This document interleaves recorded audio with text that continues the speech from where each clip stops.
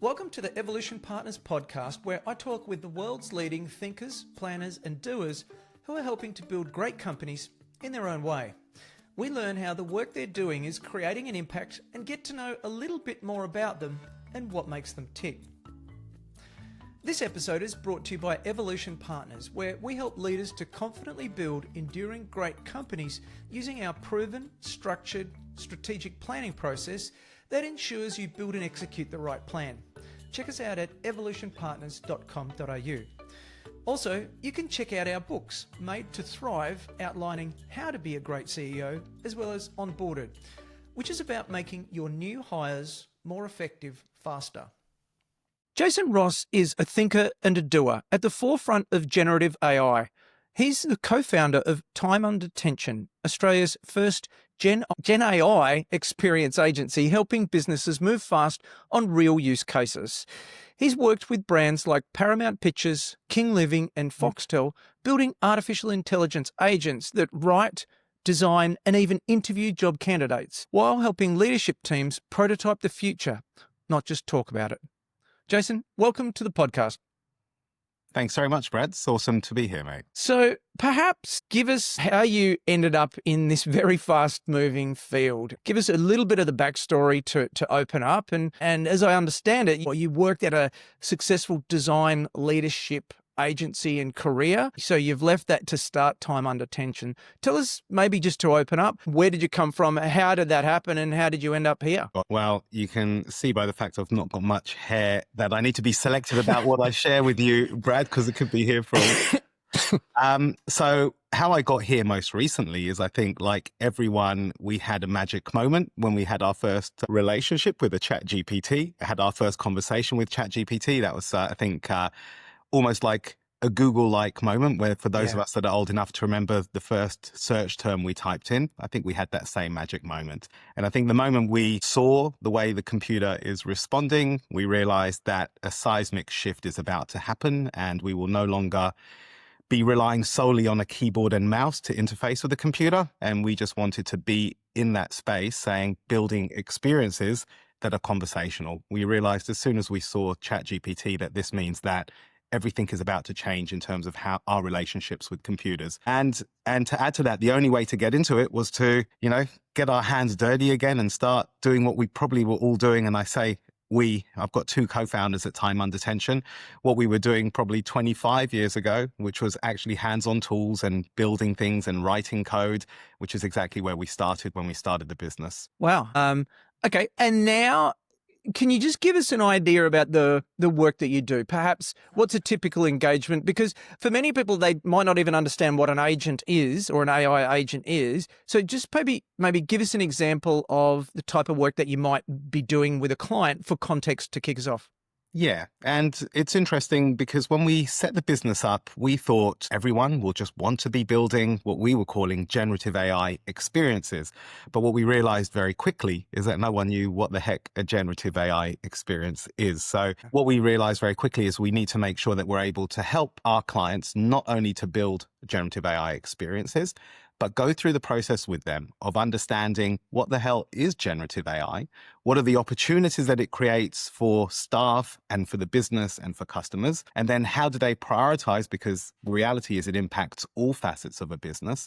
How do they prioritize where those starting points should and could be? So I guess the easiest way for me to explain what we do and how we do it is we have something we call the AI design sprint. The easiest way for me to explain what and how we do it is we have something called the AI design sprint, where we combine everything that we do together in a very rapid program where we have our inform sessions. Our inform sessions are all about educating and inspiring. And we do a lot of presentations just by showing what generative AI is doing. We are not theorists. We have views on where everything is going, but we very much focused on the here and today. We then have our design workshops, and the design workshops are designed to be fun, collaborative, involve all of the business, and we encourage these engagements to be as broad as possible. And there's a lot of fear about AI. There's a lot of fear about what business leaders might be thinking to do with AI, getting rid of staff or driving efficiencies cases that nobody wants. So we encourage it to be an all of business process to go through and identify what the use cases are. And then the final part for us is we build things, help our clients deliver on the things that they've recognized would be value and game changing for their business. So that AI design sprint, it's not all we do, but that's a neatly packaged sort of program that helps businesses go from zero to AI adopted within, typically within a month. Yeah, okay. What is an AI agent?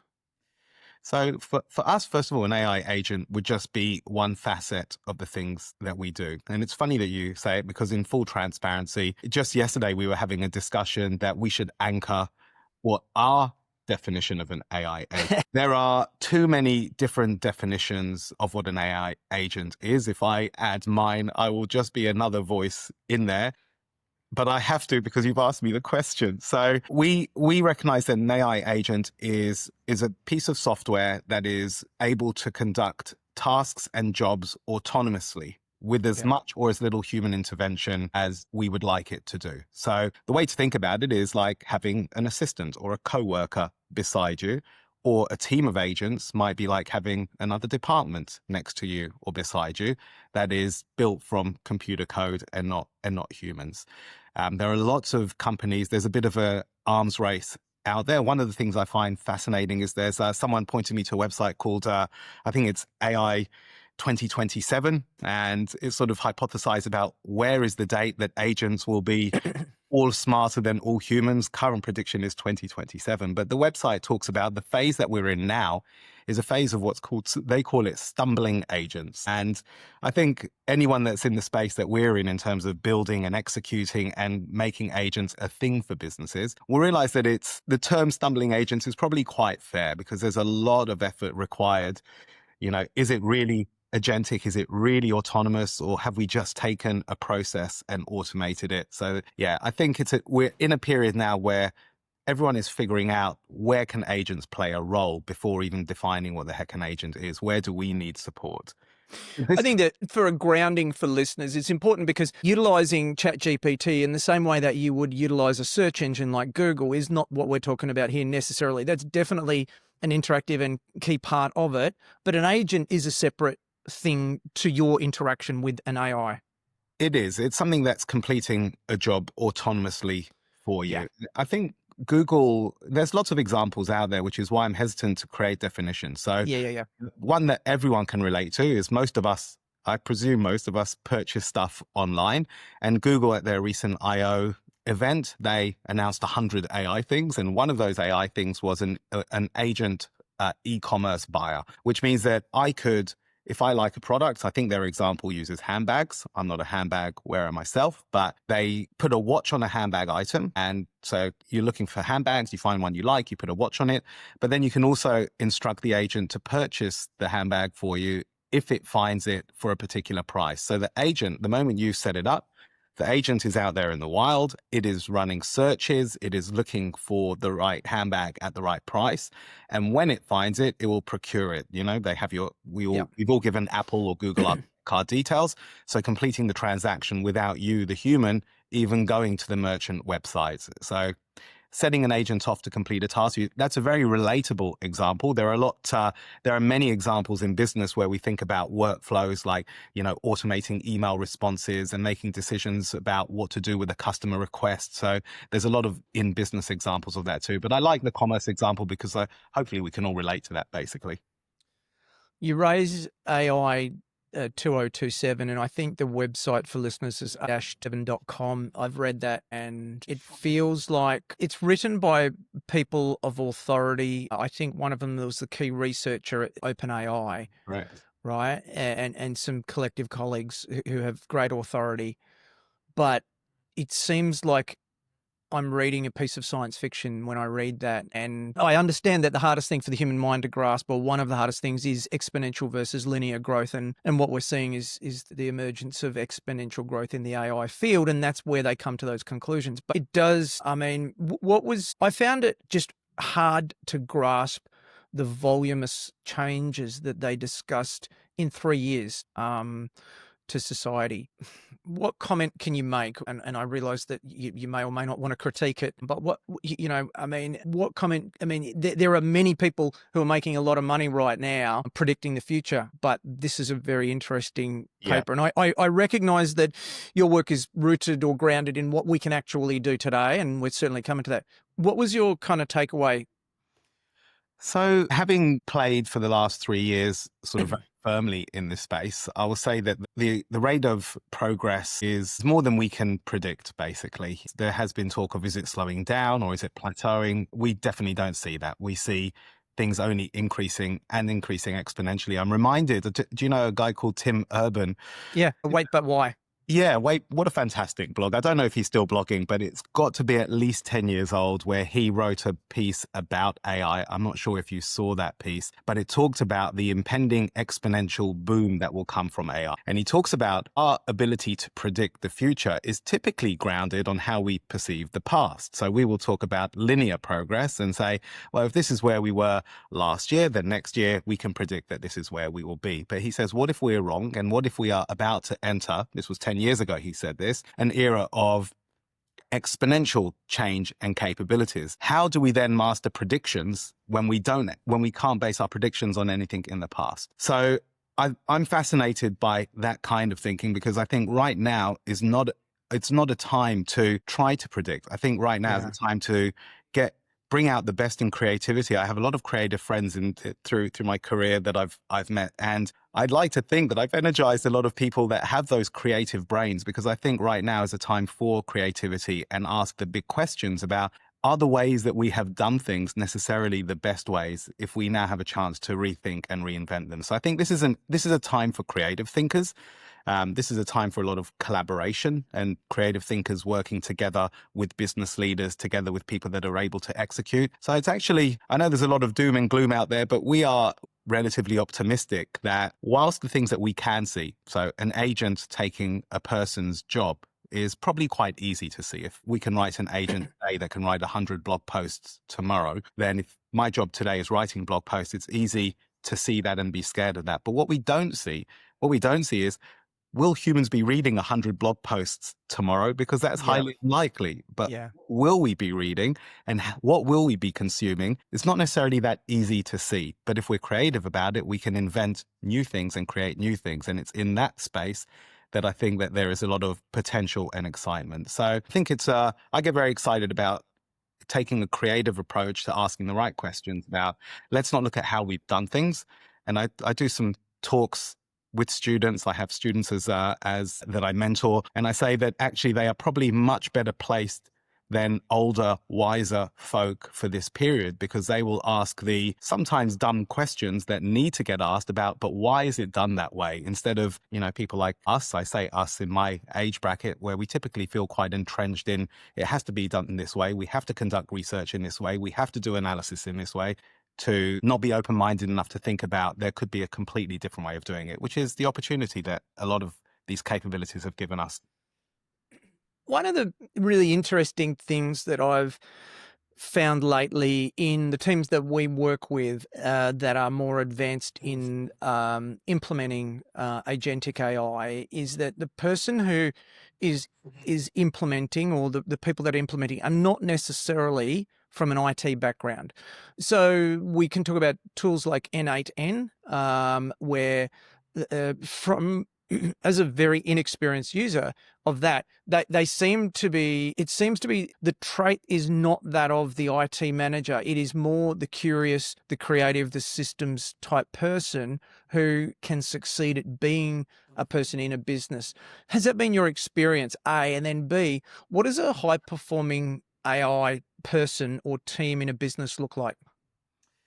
First of all, I'll probably answer them both by starting with that last one. A high performing AI team is probably when you manage to get everybody engaged in the process of using AI. So it's not necessarily a team. It's the entire business. I think we have a mutual contact. I don't want to name who they are, but we have a mutual contact or business that in common, and their entire business is going through the process of learning where AI can play a role in the different parts of the business. So I would say it's not necessarily a high performing AI team. Although that said, there could be merits in that depending on your business. So it's why we advocate an all of business approach. Certainly on the upskilling and the education front, there is fear out there. The fear is in many ways justified because of what, potential agentic workforces might be doing to the labor structures in organizations, but also just from a personal standpoint. Like, if you don't have, what the heck do you do with AI on your CV? I think you shouldn't be surprised if people aren't going to ring you back and say, people that are looking at CVs today will increasingly more so be looking for, what do you do with AI? How have you brought it to benefit yourself or the teams that you work with? So I would say that fear is almost justified. And that's why I say it's got to be our responsibility as business leaders is to take our teams on that journey. Some of them, there's always natural attrition, and some of these people may not be with us next year, but we still have the responsibility to make sure that we are upskilling, educating, informing. It's not always just about the bottom dollar. That's what I like to believe. Yes. There's a lot of hype out there today on AI. It feels like, I don't know, I'm old enough to say a little bit like the .com boom in hype, but we're seeing a lot of really impactful, genuine applications. What is the role of agents today, and what separates the hype from the actual tangible business impacts that you're seeing? Yeah. Well, you mentioned NA10. So, for those that don't know, it's a workflow automation framework. It's quite easy. I don't know if you've used it yourself, Brad. A little bit, yeah. Yeah. They've made it fairly no or low code, as it's called. So you don't really need to be a developer to hook it up to your various email systems, to your CRMs, and you can start playing with automating workflows. I think that at the moment where agents are at is, I think there's two things that are happening. One is technically these big companies are figuring out so an example is agents can't necessarily talk to agents yet. That we are learning how to use MCP. That it's not necessarily defined as yet the standard protocol, but that's one. Then Google, on a slightly different tangent, Google have their agent-to-agent framework, but protocols that would make agents truly effective, being able to talk to each other, being able to tap into other tools, and we're not there yet. Those standards are still emerging. So I think technically where we're at, and this is stuff that we're doing with our clients, is helping them build what you might call a workflow agent. So an agent that's able to take a workflow that you have in your business and do as much of that as you would want it to do. And I like to make things real. An example might be, we have our own software platform called Peak, which we have a client base using. It's an AI tool that helps marketing teams use AI to create marketing content. Peak is a platform that's marketing itself today. So there's a LinkedIn page.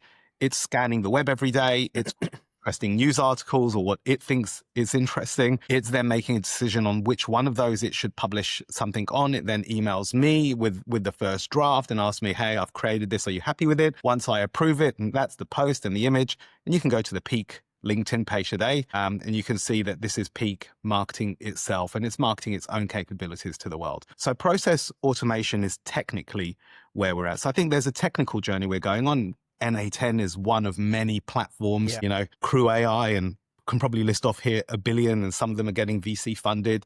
But technically, the frameworks are still being figured out. Salesforce with their Agentforce and Microsoft. So there are lots of ways to build agents, and a lot of those could be successfully done, especially when it's a workflow-centric agent, is where we're at technically. The other side of it is, where are we at? Where are humans at in wanting to work with an AI? And I think that's completely separate to technically where we're at. And we're figuring that out today. And I think at the moment, there's a lot of, well, I use ChatGPT, it wasn't good, therefore I don't trust AI. There's a lot of that out there, right? I see you. And I'm sure, we all hear that. And at the moment, it takes time. You have to, as a business leader or as a team in a business, you really need to lean into AI to get it to work for you. There's almost like an expectation, well, it's AI. It should just understand that that's what I wanted it to do. It takes time to lean into it. So I think we're figuring out how to trust these machines. I'm just curious, Brad, have you received a call from a AI agent? I'm the wrong person to ask that. I have a very, a very strong spam filter on my phone. Yeah, that is manually curated, is what I'll say. But I definitely, like, to that point, I was talking to someone the other day and they were in real estate. So a real estate professional, and they received a call. They interacted with that call. It was about a property matter. And it took them about 2 minutes before they figured that the answers that they were getting started to be strange. And then they realized that it was a bot on the other side. Mm. And this is a real estate professional. Yeah. And you stole my story because I think we're probably from the same company getting those same calls. It took me half a minute. Yeah. But if you are, and in Australia, we don't have any laws about this at the moment, which is an issue. In America, they do have the robocalling laws where you need to opt in to be allowed to be called by a robot. But they're frighteningly real. And I only mention that as an example because I think the moment we know that we're speaking to a robot, especially in that context when it's not announced and it's trying to sell you something, and then you're like, shit, it's not even a human that's wasting time trying to sell me something. We respond quite negatively. Most people that I speak to respond quite negatively to that type of situation.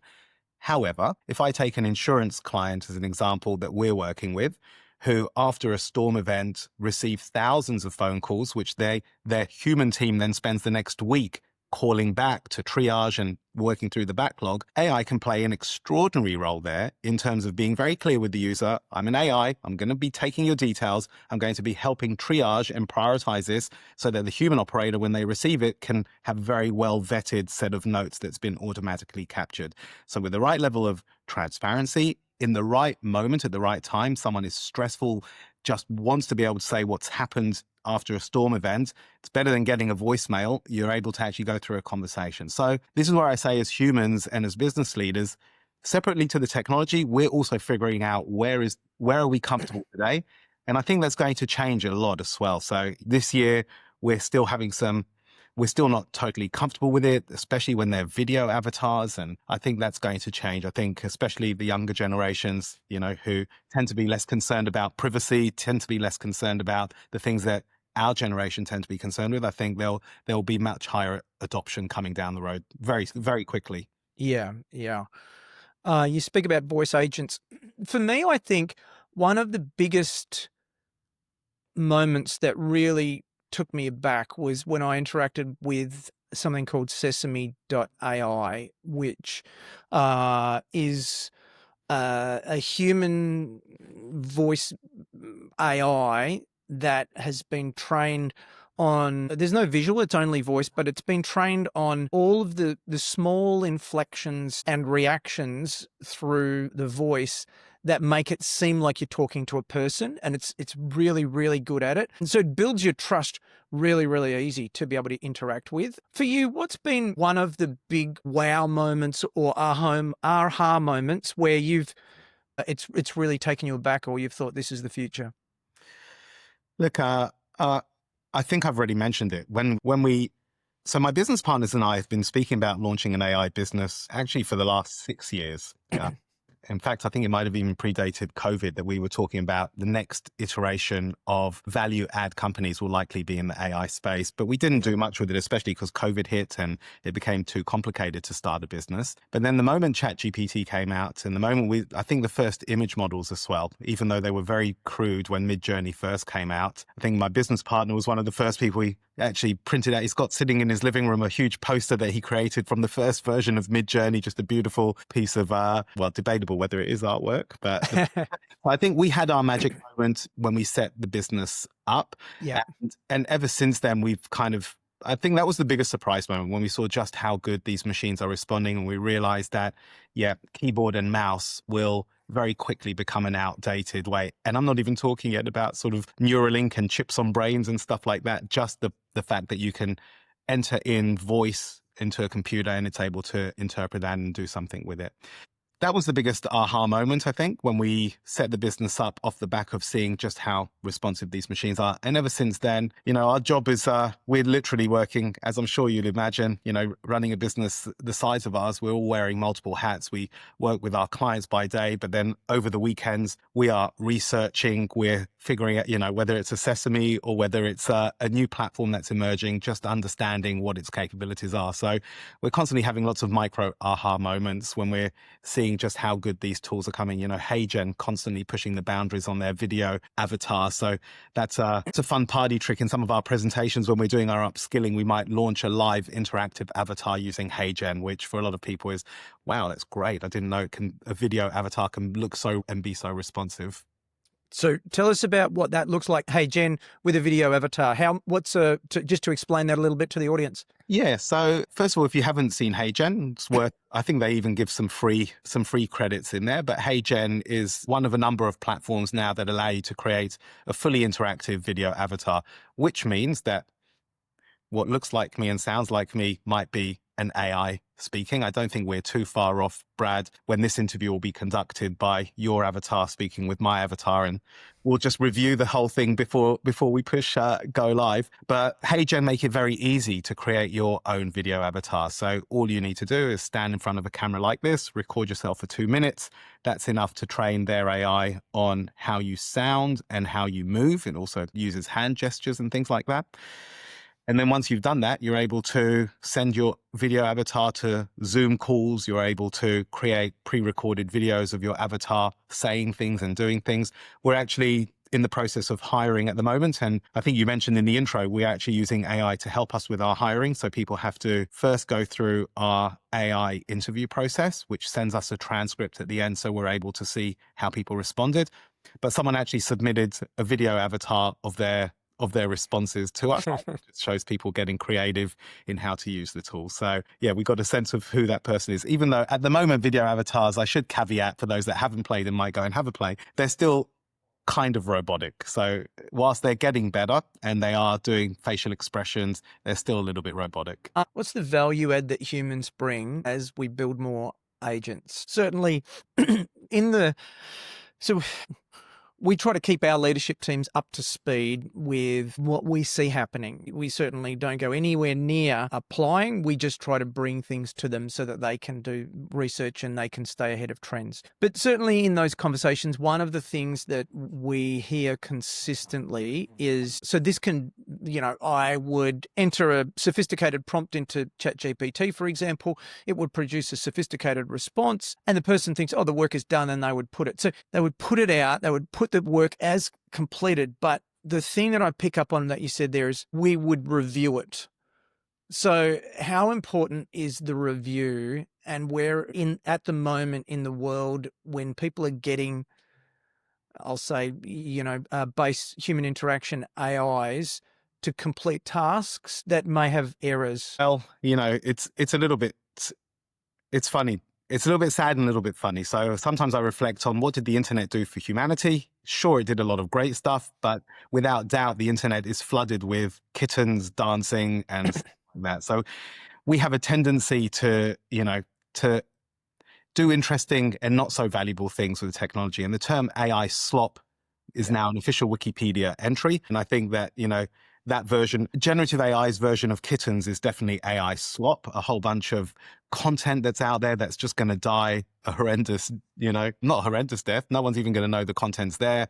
Maybe even some talk about it polluting future versions of AI as they train on AI slop. So first of all, I should say AIs, for those of you that are playing, you'll know that the difference between some of the earlier models and what some of the newer models do, whether that's a ChatGPT reasoning model o3 or o3 Pro and how that's able to respond to really complex questions, or the latest image models in, Mid-Journey version 7 versus the first versions, the level of fidelity and accuracy is increasing rapidly. So I think it's very easy to look at, my brother's a lawyer and he'll always banter, well, I asked Gemini and, it was rubbish, basically. And I was like, well, that's one way of looking at it and it's very understandable. But the other way of looking at it is saying, but it was an answer and it was partially correct. And you weren't even able to do that a year ago. There was no such tool where you could ask a question and get some semblance of an answer. So we should definitely assume that in a year from now, the accuracy will be outperforming. And that's what that whole AI 2027 is about. Yeah. Saying that is when agentic AIs will be able to perform tasks better than us. So I think it's naive to not assume that it's coming. I think it is very real to assume that it's not there yet, and therefore a lot of manual effort and intervention is required right now. So I think two things. One is putting the right effort in today to make an AI work for you. That's why I say the leaning in is so important. It's all too easy to say I tried it and it didn't work. But we know that by fine-tuning a model, that by training a model, that by preloading the prompts into models, the things that those of us, and there are many of us that play with AI on a daily basis, you know how to get the best out of the AIs. And the second thing is get your use cases ready today, because what can't be done today at the right level of fidelity or accuracy will be done tomorrow. So if you're ready with those use cases and you're building those AI-enabled workflows today with a lot of human intervention in the process, as the later model comes out, and sometimes it's just a case of switching a model in the back end. So you build a tool, it's not providing the best responses, but OpenAI release a new version of their models, you can just do the switch in the background. And so be ready with those case studies. Will position you much stronger then. Because, the risk for business leaders is that there is a business that's competing with you, that's taking those efforts today. And when the AI is at the right place and time, they will be ready to launch product, fully automated versions of your business whilst you're still running around doing things manually, whether that's preparing PowerPoint presentations or responding to customer requests or whatever the time-consuming jobs in your business are, that your competitors will have an AI version of their internal processes. What do you think is the the table stakes or the minimum today that the average, I'll say mid-market business would benefit from? I'm sure there's more sophisticated, but what is the low-hanging fruit in terms of business processes or AI agentic application or AI, even simply AI training? Yeah, so the low-hanging fruit is definitely get your workforce AI-enabled and AI safe as well, because we've done a lot of research in market as well. We've done some research with Humane, umbrella organization, more centered around marketing teams. But nonetheless, the research shows that everyone's using AI, and that's not a surprise. But where the surprising thing is that not all businesses, in fact, less than 50% of businesses, have officially created platforms and tools for the teams to use, which means that staff are using tools without the right training, without the right guidance, and potentially doing things that they shouldn't be doing, like uploading confidential information to a chat GPT. Still surprising today that there's a lot of people out there today that don't know that if you do that, it's exactly the same as just uploading stuff to the web. Not a surprise to those of us that do know, but there's a lot of people that don't, which is where the training comes in. So definitely the lowest hanging fruit is to get your team AI aware, enabled, and safe. Our version of that ranges from, enablement days where we all go in with teams and lock ourselves in a room with them and just play with tools for an entire day. It can be lunch and learns. It can just sitting down for an hour and a half. I don't think the issue isn't people don't get it. The entry bar is very, very low to getting AI, but the time is the issue. If you have a day job and you're sort of busy, if your job is to do customer service and you're all day responding to customer replies, you don't actually want to go home and then go, oh, how can a chat GPT help me do my job better? You're tired. So businesses have the responsibility to create that time. Short, sharp lunch and learns, sharing internal successes about where AI is being used. So to create those sort of forums where we are becoming AI enabled and we have a forum for the people that are interested. Not everyone will go on the journey, mind you, Brad. That's been our experience. I advocate this with our clients and our clients do this, but there are some people that just don't necessarily want to go on that journey as well. And that's okay. It's horses for courses, but as business leaders, we need to make that platform available.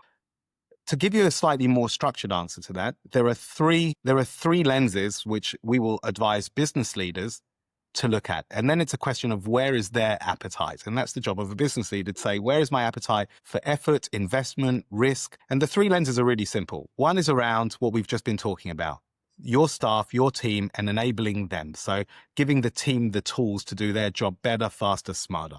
Because a lot of good will come from that. Productivity gains, potentially even people thinking about new ways of working as they learn what the AIs can do for them. The second thing is the workflows that you have in your business. So where are the workflows that AI can actually augment the workflow or completely change the workflow? I gave you the simple example of our platform Peak that is creating its own blogs and LinkedIn articles. But if that's a process where we use a copywriter and then an image editor, so if that's a process that we have in the business today that can be AI augmented, we should be looking at the business processes. So a lot of our clients will go through and actually look at what are the different business processes we have and then map them against AI's capabilities. Which one of these do we think that AI can help? So workflows is the other side of it. And third and final one for those with the sort of bigger appetites for risk, for investment, is to look at how their product or their service is delivered to their customer. So if we take, I like to use my brother's example, if we take, law firms as an example, what is the role that AI can play in interfacing lawyers with their customers? So this is not a case of, as my brother would say, an AI could never do a lawyer's job. Fine, maybe today it can't. But can it provide me with a case update if I'm engaged in an HR case right now that's typically lasts anywhere from 1 to 3 years? And I don't want to just speak to the receptionist who doesn't know and is going to tell someone to call me back. Could I not create a bot that's going to give me a case update, real time, access my notes and tell me what my case?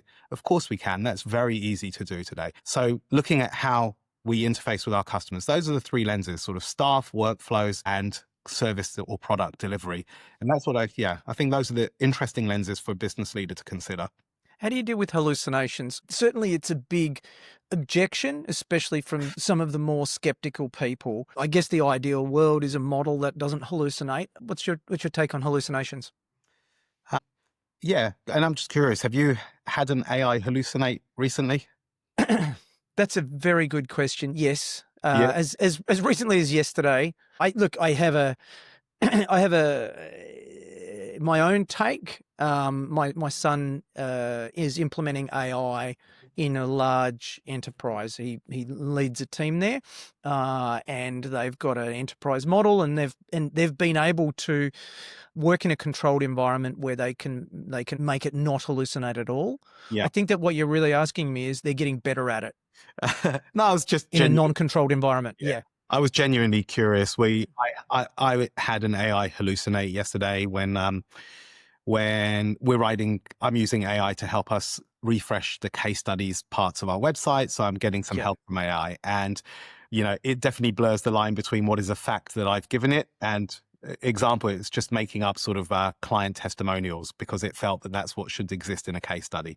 Yeah. So first of all, models are getting much better at reducing hallucinations. In fact, when you build a business application, you can virtually eradicate hallucinations. And you do that by, and similar to, I'm sure, what your son would be doing, you don't use AI to give you the answer. You use AI to interpret what your question is as an intent. So we call it an intent layer. And then once it understands what your intent is, which might require a bit of toing and froing with you, once it understands what your intent is, you then build the application to go and source the data from your reputable sources. It might be your SharePoint drive, or it might be your CRM. And then when it provides you with the answer back, you force it to give you the answer together with the references from where it sourced that data. So just to give you an example, one of our clients is a government department who is actually using an AI to source knowledge from over 8,000 documents. And that whole process that I just explained there, the intent layer, mixing of different search mechanisms, so what's called vector search versus traditional semantic search, so you can actually narrow down the keywords and the pool of documents. There are methods and techniques that you can deploy when you're building a business application to virtually eradicate hallucinations. However, hallucinations are alive and real. And when you go to ChatGPT today and you ask it to not search the internet and give you facts about who might be the president of the United States, it will still say that Joe Biden is the president because of cutoff dates. Is that a hallucination? Is it a cutoff date issue? Is it an issue with my prompt or how it understood my prompt? Was my prompt too vague and ambiguous? So there are many different flavors of hallucinations, but safe to say, when you're taking the time to build a business application, there are definitely ways to, I would say, remove them, because you're only using the AI as an intent layer, not as the brain to give you the answers. Yeah, that's good. That's good. I think they are definitely getting better at it. The framing that we use is, it's a bit like before and after, before November 2022, after November 2022, which was when ChatGPT was released. Yeah. Since then, what we've seen is it started off like, for me, like I was dealing with a 10-year-old and then a school graduate, then a university graduate. 6 months ago, it's like I was dealing with a university professor, and now it's like I'm dealing with a university full of professors. So they're definitely improving a lot. Yeah, I think it also touches on the trust issue because of things like hallucinations. There is currently a relatively low level of trust that we have with AIs, but I don't think that that period is going to last for very long, Brad. As Yeah. models improve, like you say, take AI shopping as an example.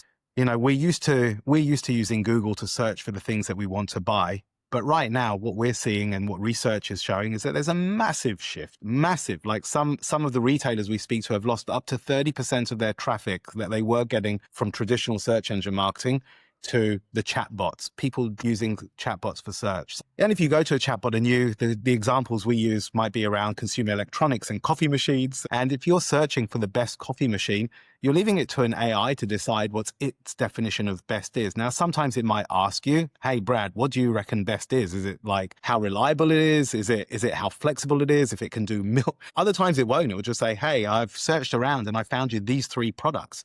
And you know as well as I do that, you know, humans are lazy and we will likely end up buying one of those 3 products. But how did the AI come up with those 3 products? I think we're entering an era now where our relationship with how we trust the content we're receiving from our screens it's about to change, because the AIs, to your point about hallucinations, even if it's hallucinating, it always sounds bloody believable, right? It's always convinced that that's the right. Oh, it's expert at that for sure. But I mean, that really comes back to the topic before, which is, you know, where is the human value in the loop at this point in time? Yeah. Because the quantity of information that you get very quickly feels, for many people, I think, like the job is done, whatever the job is that it's been asked to do, and therefore it can just be produced. Yeah. Yeah, well, right now with that whole AI 2027 and stumbling agents, I would say that we are probably at quite a high level of human intervention is needed to support these processes, but I do see it rapidly declining with time as well, as the AI models get better, as our level of trust gets better, because, you know, you need to see an AI, I need to see my peak AI write at least 20 good blog posts for me to be convinced, actually, it's doing a bloody good job. But for the first 20, I'm going to read every single word that it issues. But over time, that's going to become less and less, right? Yeah. I guess what's the smartest first 30-day move that a leader can make right now, do you think? Apart from maybe hire our firm. So we're regular speakers at a CEO forum where we've probably spoken to over 1,000 CEOs over the past 2 years, specifically on the topic of generative AI. What we have seen from that forum is that there is a lot of let's just wait. You know, we will typically open those sessions asking who of you have got formal programs in the business around AI or generative AI. And whilst the hand count has increased over the last 2 years, it was practically 0 when we started. Today, still less than half of the room will raise their hand. So I would say making a start would be the best thing to do, whatever that looks like. Now, sure, Arthur, we have views on what that first start should look like, upskilling, getting people enthused and educated on what AI is, identifying the AI champions in the business, identifying the use cases. But I would say any move you make is the right move, because what's happening right now is that your staff are upskilling themselves and they're getting better at using AI.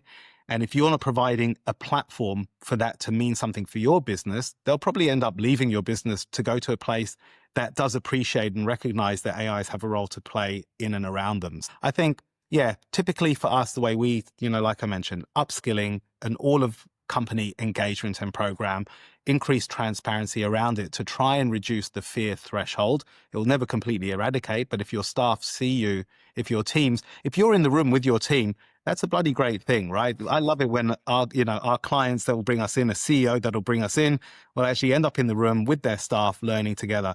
That's great. I want to work in a place like that as well, where, you know, our leader is open enough to say, I don't know, let's figure this stuff out together. That's great. The book that I'm working on or releasing soon is about building a better business rather than working to build a bigger business. In your words, how would you describe a better business? I love that question. I'll answer it purely from my perspective and nothing too scientific. I've always believed that work should be fun, Brad. I don't, you know, we spend way too many hours earning the money to pay for our mortgages and our cars and our trips and our stuff. So I think work should be something that we enjoy doing. So anything that is centered around making the workspace and the work and the jobs we do more enjoyable, whether, I don't want to go into like the details and my ideas of what that looks like, but I think that is a good business, something that where you and your team enjoy what they're doing, basically. I think I say that's critical to, especially running a business of where we're lots of people in the business. I think that's critical. Thanks. What a beautiful answer. What is a book that you would recommend for our audience?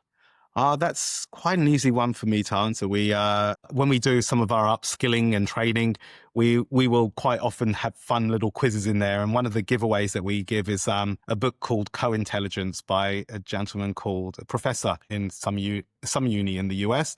I think it's Wharton University. And anyway, he wrote a book called Co-Intelligence. He's been nominated as one of the Time Top 100 influential voices in AI. So he's a great guy to follow if you don't, especially if you're a business leader. He's constantly publishing research papers around AI adoption in business but he wrote a great book, Co-Intelligence. I'm sure he'll have a follow-up book soon, but I'd say that's, if you're interested in AI, if you're interested in where is it taking us, and written in a very clear and easy and fun way to read, Co-Intelligence is great. We'll put that in the show notes. How can people learn more about you and your business?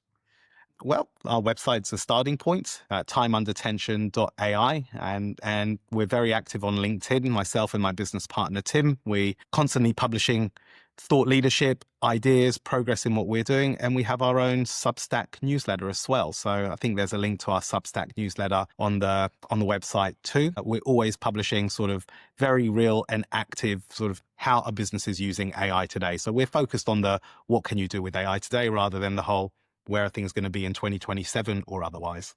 Awesome. We'll put that in the show notes as well. What haven't we discussed that you wanted to cover off today? I want to know, Brad, when are you going to give a virtual Brad podcast a go? That is an excellent question that I don't have an answer to. So I'll go on. I was just going to say, I'm working with someone at the moment and she's about to moderate a session on culture as a result of AI adoption. And we came up with a great idea that she's going to have a co-host in there that will be an AI, providing the AI's view on what AI in business should look like. So we're asking it all sorts of questions like, what should an AI not do in your humble opinion, AI? And we've created that as an avatar. So having a co-host, maybe something to think about, Brad. We'll help you with that. Yeah, I'm up for it. I feel like I need to offer a code word for our audience just so that they know it's always me or it's not me. This is the human version today, folks. Thank you. Yeah, I'd be interested to discuss that with you further. Well, Jason, thank you so much for sharing your wisdom today. I feel quite fortunate that you agreed to come on and have a chat about this topic that is literally at every single meeting that I go to at the moment, not raised by me, raised by the other party. It is just so important to everyone right now to get a handle on it. So thank you again. Well, I feel equally grateful to be invited. Thank you very much, Brad. Well, I hope you enjoyed the episode as much as I did. If you'd be kind enough to leave a review for the podcast, that'd be really helpful to other like-minded entrepreneurs, and then we can grow our community. If you want to find out more about our guests, head over to evolutionpartners.com.au/podcast, where you can find show notes and other additional reading. Hope to see you back next week. Until then, keep thriving.